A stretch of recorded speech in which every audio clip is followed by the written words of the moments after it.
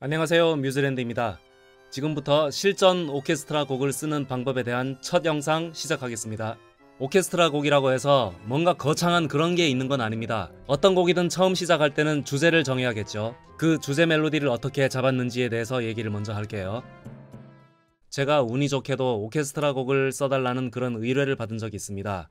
그 당시 규모가 꽤 컸던 인문사회학 강의였는데요. 그 강의에서 전쟁과 역사를 주제로 해가지고 무대에서 연주를 할 오케스트라 곡을 쓰는 의뢰였습니다. 근데 물론 예산 때문에 실제 관현악단이 연주를 하지는 못했고 결국은 미디로 다 완성을 했지만요.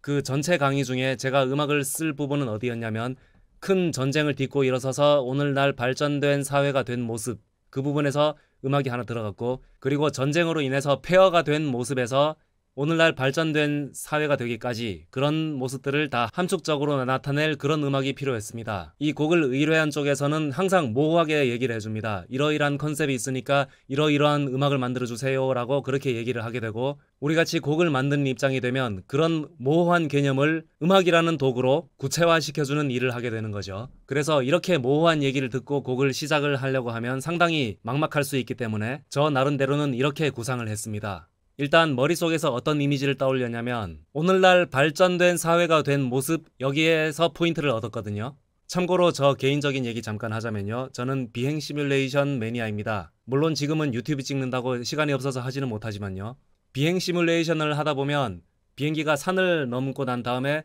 도심지가 쫙 펼쳐지는 그런 장면을 가끔씩 보게 되는데요, 그 장면에서 제가 포인트를 하나 찾았습니다. 그렇게 도심지가 쫙 펼쳐지는 그 장면을 오늘날 발전된 사회가 된 모습으로 연상을 하게 된 거죠. 일단 참고 영상을 보여드리겠습니다. 제가 늘 생각하던 그런 장면이 있긴 한데 관련 자료를 아무리 찾아도 찾을 수가 없어가지고 그래서 구글 어스에 있는 비행 시뮬레이터 기능을 잠깐 빌려서 쓸 수밖에 없었습니다. 이 점 양해 부탁드리고요. 전쟁으로 폐허가 됐던 곳이 타임슬립해서 오늘날 발전된 세상으로 확 하고 튀어나와서 넓은 세상을 자유롭게 날아다니는 그런 장면을 상상했습니다. 자료 화면이 구글 어스에 있는 비행 시뮬레이터라서 정확하게 잘 보이진 않지만 여기는 서울 한복판입니다. 이쯤이 아마 강남 노른자 땅 정도 될 거예요. 이런 이미지를 상상하면서 주제 멜로디를 만들었습니다. 그럼 이 구글 어스 이미지에다가 곡 전체를 이끌고 나가는 이 테마 멜로디를 얹어서 다시 들어볼게요.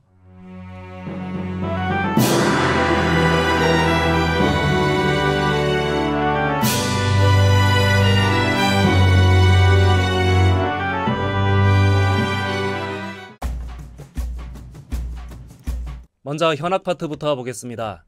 메인 테마 멜로디는 바이올린 1, 2에 이렇게 나오고 있죠. 그리고 비올라는 그 바이올린 2의 옥타브 아래에서 연주를 하고 있습니다. 그렇게 해서 테마 멜로디를 옥타브로 두껍게 연주를 하고 있죠.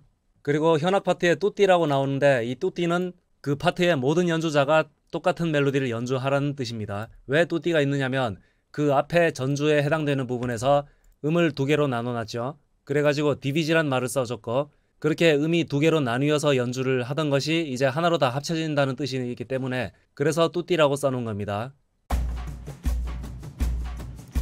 각 악기별 역할 분담에 대해서 말씀드리겠습니다. 오케스트라 그러면 엄청 많은 악기들이 서로 유기적으로 얽혀가지고 전체가 통일된 사운드로 만드는 것을 목표로 하고 있죠. 그래서 주제 멜로디를 잡게 되면 그 다음부터는 이 주제 멜로디를 어느 악기에 분배를 할 것인지, 그리고 전경, 중경, 배경이라는 말을 씁니다. 그게 뭐냐면 전경은 앞에 있는 거, 그리고 배경은 뒤에 있다는 말이 되는 거죠.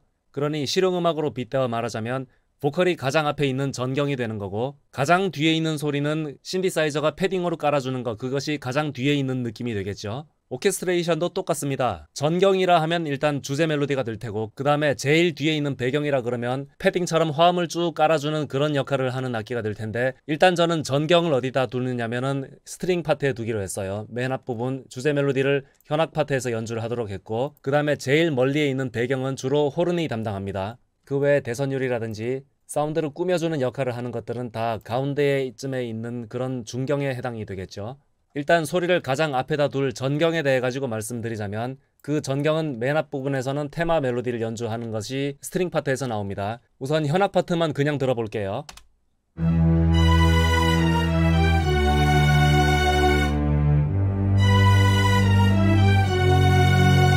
누가 들어도 지금 들은 멜로디가 메인 테마 멜로디인 거는 다 알겠지만 이렇게만 들으니까 정말 썰렁하죠. 그래서 제가 말씀드린 중경, 배경을 이용해가지고 비는 소리를 다 채워줘야 됩니다. 오케스트레이션을 할 때는 가장 중요한 것이 전체 소리가 작게 나가지고 아무리 조용한 분위기를 만든다고 해도 전체 사운드를 봤을 때 비는 소리가 나면 안 됩니다. 아까 방금은 현악 파트만 틀어봤는데 지금 비는 소리가 나는 이유가 뭐냐면 이 현악 파트만 놓고 봤을 때는 중음역이 다 비어 있습니다. 바이올린 1, 2, 비올라가 다 메인 테마 멜로디를 연주하고 있기 때문에 일단 음역이 비교적 높은 편이죠. 그리고 첼로하고 더블 베이스는 그대로 베이스의 역할을 하기 때문에 중음역이 없습니다. 그 중음역을 채우는 것은 호른이 하도록 이렇게 했고요.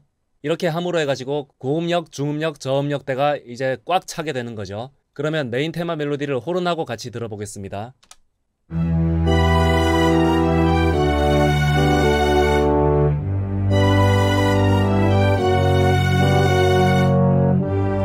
이렇게 해서 이제 전체 소리가 비는 느낌은 안 들지만 여전히 썰렁하죠. 그 썰렁한 이유가 뭐냐면 메인 테마 멜로디가 띠리리디디 하면서 이 음이 길게 쭉 뽑아주고 있는데 그 길게 쭉 뽑아주는 음 사이에 아무것도 하는 음이 없어서 그렇습니다.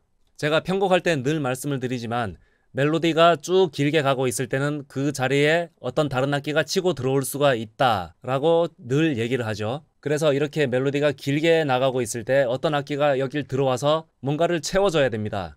그 채워주는 멜로디를 저는 금관 파트에 줬어요. 그러면 주선율이 현악 파트에서 나올 때 대선율은 금관 파트에서 나오게 됩니다. 그리고 앞서 말한 것처럼 호는 그 중음역을 채워준다고 했죠. 그러면은 현악 파트하고 금관하고 같이 들어볼게요.